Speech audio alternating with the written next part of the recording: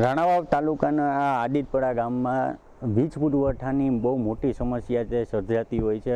સ્થાનિકો છે તે પણ પરેશાન થઈ ગયા છે. હાલની જે સ્થિતિ છે હું આપને બતાવવા માગીશ કે એ આંગણવાડી છે. આંગણવાડીમાં લાઇટ ન હોવાના કારણે નાના ભૂલકાઓ છે તેને આંગણવાડીના પટાંગણમાં બેસવાનો વારો આવ્યો છે. ક્યાંક ને ક્યાંક અહીંના જે લોકો છે એ તો સમસ્યાનો ભોગ બની રહ્યા છે, પરંતુ હાલ જે નાના ભૂલકાઓ છે તેમને પણ એક વીજ પુરવઠો ખોરવાતા ક્યાંક મોટી હાલાકીનો સામનો કરવો પડી રહ્યો છે.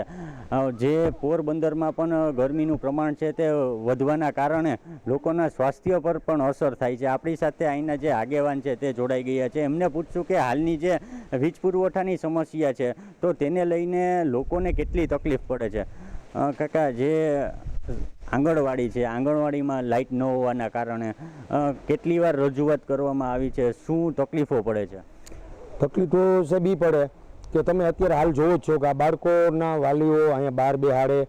અમારે આંગણવાડીની બહેનો એ પછી અહીંયા છાંયો છે તે સારું છે, ત્યાં બહાર બેહાડીને બિચારા પવનના કાયમ માટે અહીંયા જો જેને નાસ્તો કરાવો તે પણ અહીંયા અંદર નકર પંખો છે, પણ લાઇટ નથી, શું કરવું?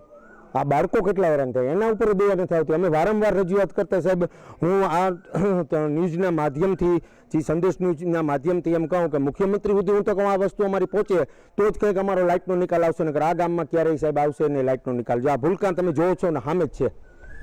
જી, હાલ જે ભૂલકાઓ છે તેમને પણ બહુ મોટી સમસ્યા પડી રહી છે. આપણે વાત કરીએ. બેટા, ગરમી થાય છે? અંદર ગરમી થાય છે? ગરમી થાય છે તમને? અંદર ગરમી થાય છે બેટા? લાઈટ છે અંદર? લાઈટ છે? નથી? કેમ અહીંયા બેઠા છો? તમે કેમ અહીંયા બેઠા છો? અમે બેઠા હતા. ગરમી થાય છે. ભૂલકાઓની સમસ્યા પણ તંત્ર છે તે ધ્યાને નથી લેવું તેવું લાગી રહ્યું છે.